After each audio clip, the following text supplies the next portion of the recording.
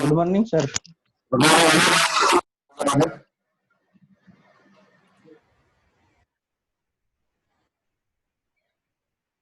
Sir volume clear नहीं आ रही। वॉल्यूम क्लियर नहीं आ रहा? No sir. अभी कुछ क्लियर आ रहा है? थोड़ी बहुत क्लियर है सर। भाई बाकी 1 मिनट पंखा बंद करके आता हूँ। क्लास शुरू हो गया, बच्चे आ गए।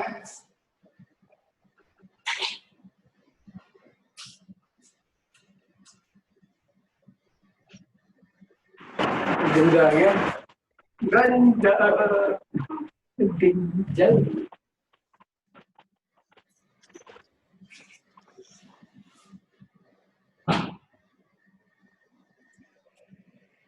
अटेंडेंस लगा ली भाई गूगल उसमें फॉर्म में?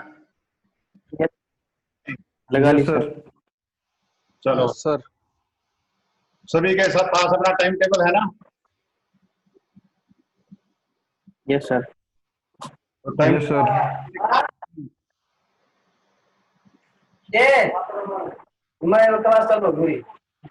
बाकी अब सारे अपना म्यूट कर दो। जिसको कोई क्वेश्चन पूछना हो सिर्फ वही अपना ऑडियो ऑन करना।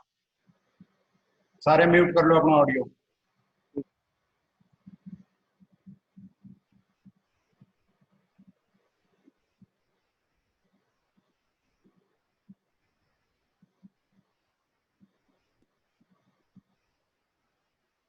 तो आज जो अपनी क्लास है भाई, ये नया कोर्स है अपना। इस कोर्स का नाम है फूड लॉज एंड स्टैंडर्ड्स। अब तक थोड़ा बहुत जो फूड लॉज के बारे में पढ़ाते थे वो 6 सेमेस्टर में कोर्स आता है FAQC, food analysis and quality control, उसमें पढ़ाते थे। मनोज प्रहलाद सिंह, ये अपना म्यूट करो भाई। बाकी सबके पास ऑडियो क्लियर है? आवाज क्लियर है क्या सबके पास? Yes sir. Yes sir. Yes sir. तो अपना मोड क्या रखेंगे भाई? जो भी नोट्स हैं एक बार टेम्परेरीली तुम्हें 1-2 दिन के लिए टेम्परेरी नोट्स है वो दे रहा हूं। उसके बाद मैं इनको फाइनल करके मेरी वेबसाइट है उसके ऊपर डालूंगा। और वेबसाइट का तुम्हें बता देता हूं।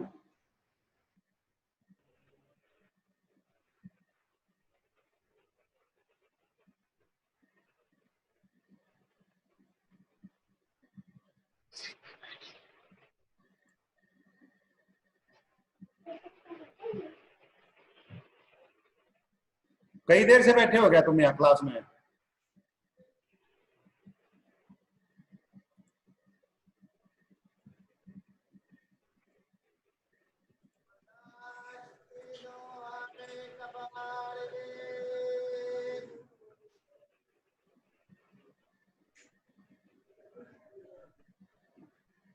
दस एक मिनट का रिमेनिंग टाइम बता रहा भाई। जो लिंक पहले भेजा था ना उसी लिंक को दोबारा क्लिक कर लेना। ठीक है सर। ये मेरी वेबसाइट है भाई, इस पे फूड नोट्स में क्लिक करोगे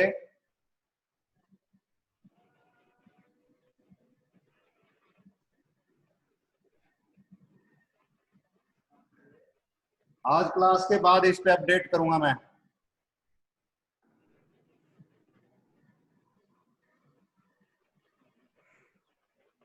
यहां फूड नोट्स में तुम्हें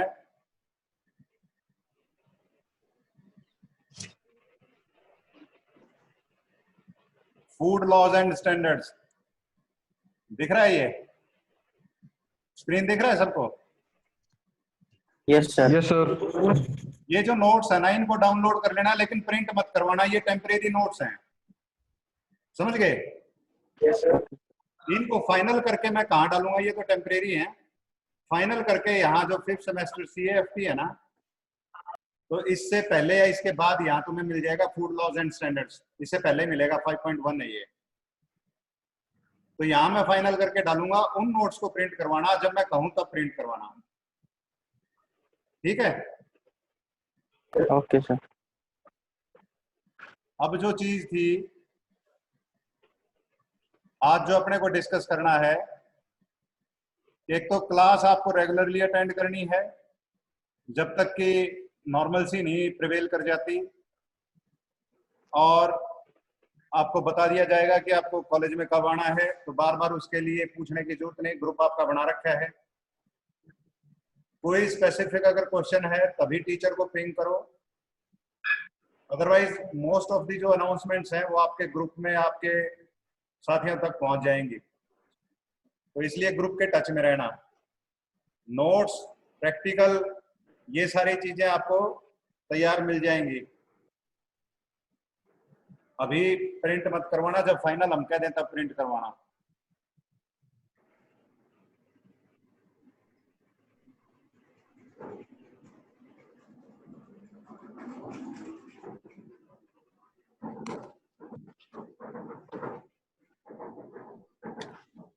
आज जो आपका सिलेबस है,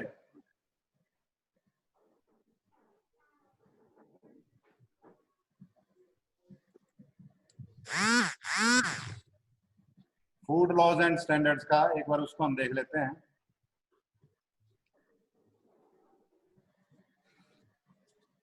जो भी आपके साथी लेट आए उनको आपस में फोन करके बता देना वही नोट्स कैसे मिलेंगे, कैसे करने हैं। आज हम जो सिलेबस आपका उसको डिस्कस करेंगे।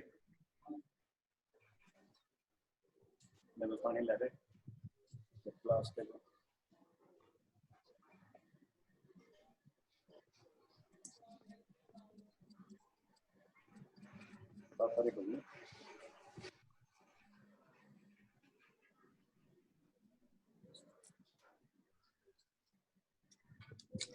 मैं नया शेयर कर रहा हूं आपके साथ।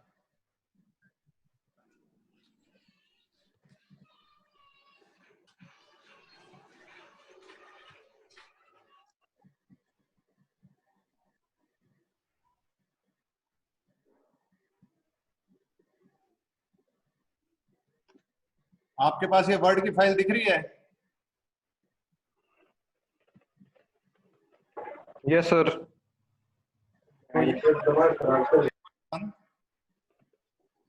Food laws and standards.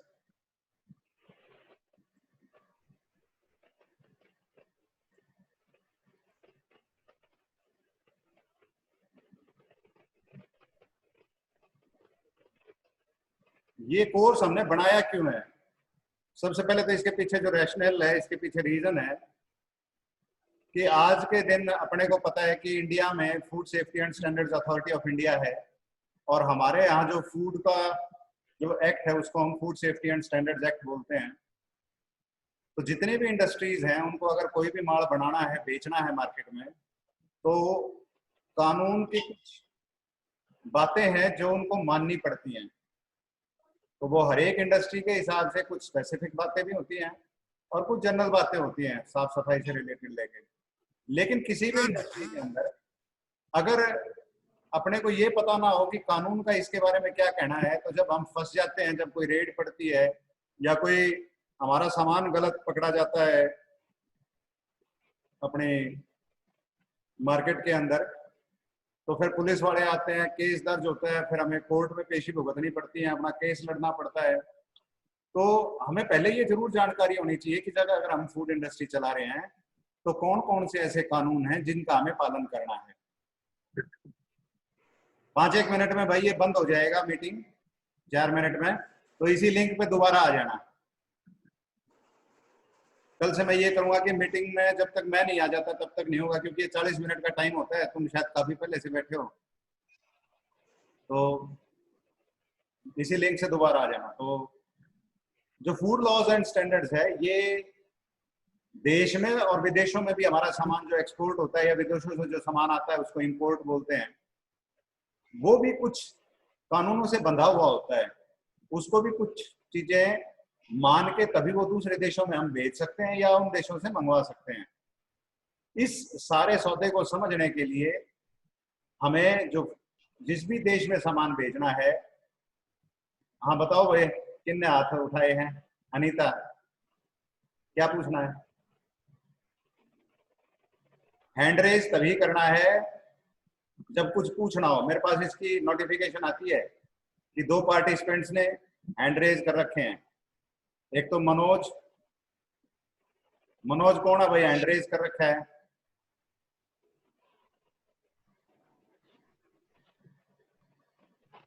Manoj, yes sir. भाई अगर तूने हैंड रेज कर रखा है इसका मतलब होता है तू कुछ बोलना चाहता है। पता क्या बोलना है तेरे को? Okay sir. सर आपकी आवाज थोड़ी कट कट के आ रही थी ना, इसलिए। भाई औरों के पास भी कट कट के आ रही है क्या? क्लियर नहीं आ रही सर थोड़ी। आवाज अगर कट कट के आ रही है तो 2 रीजन है, या तो मेरी तरफ से कनेक्शन पुअर है या तुम्हारी तरफ से कनेक्शन पुअर है।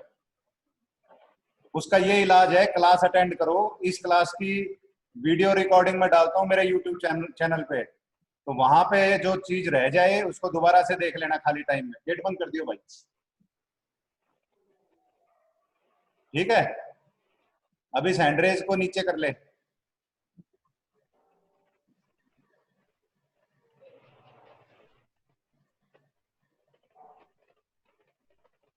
तो भाई हम बात कर रहे थे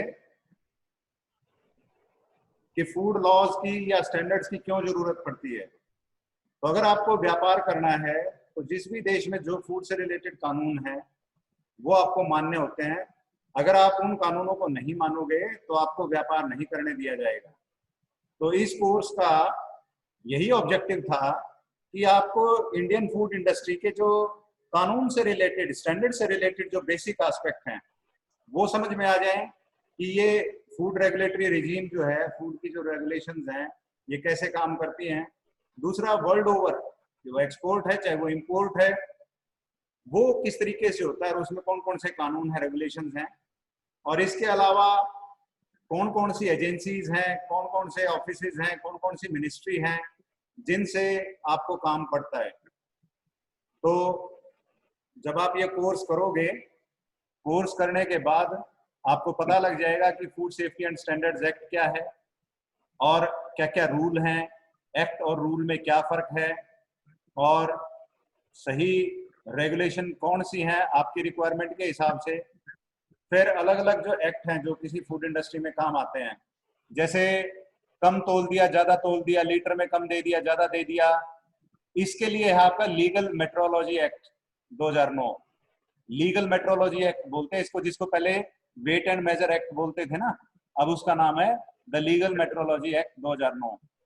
फिर कई बार जब अनाज की कमी हो जाती है तो कुछ स्टोर कर लेते हैं कि जब महंगा होगा तब बेचेंगे। तो सरकार ने इस तरह की लूट से बचाने के लिए